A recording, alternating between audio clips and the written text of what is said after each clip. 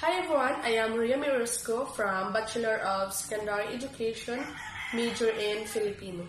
For today's video, I'm gonna discuss to you about managing and caring for the self. What happens during learning? So our brain is primarily composed about 85 billion neurons, which is more than the number of the stars that can seen in the sky at night. Neuron. Neuron is a cell that acts as messenger or sender information in the form of nerve impulses. So these neurons are the fundamental units of the brain and nervous system. Neuron, also known as nerve cells, send and receive signals from your brain or to our brain.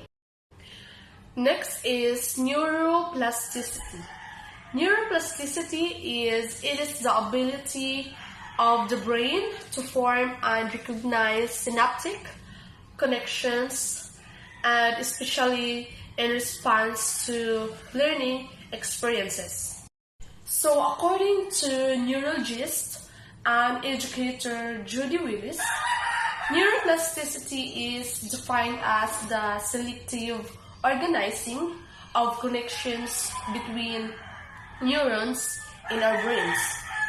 This means that when we repeatedly practice for that certain activity, this can shape ourselves for that things. In this case, we should practice ourselves to be patient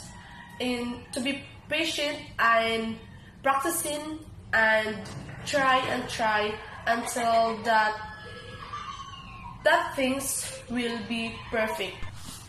So next is which learning strategies are more compatible to your brain. So we have two strategies. So the first one is repeatedly activating your neurons. Practicing or rehearsing repeatedly can activate our neurons and makes us learn.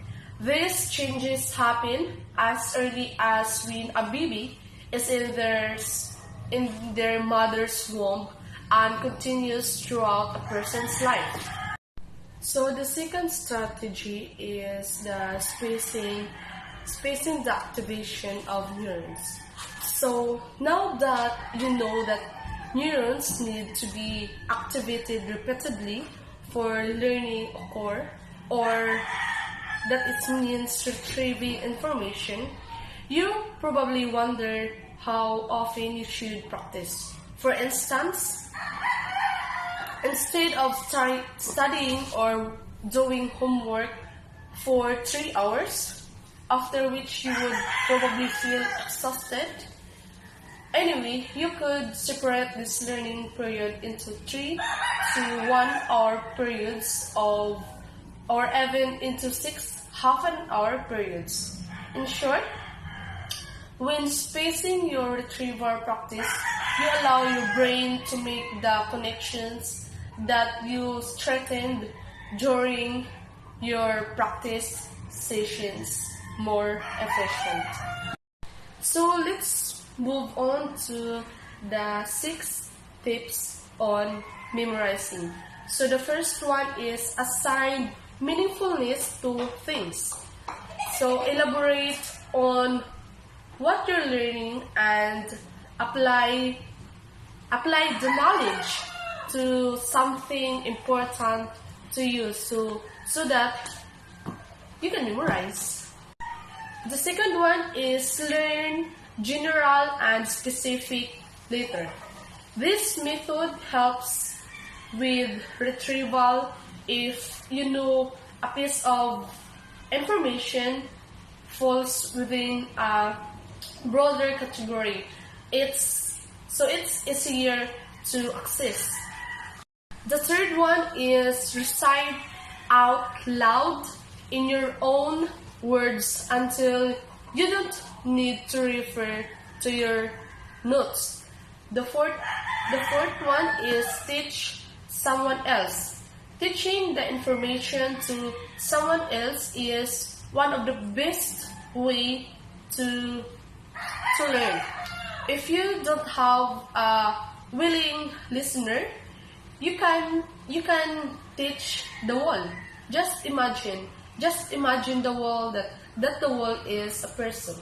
The fifth one is use memory devices. There are many different devices you can use too. You can use to help memorizing information, including acrostics. Example of this is my very excellent mother just served as nachos.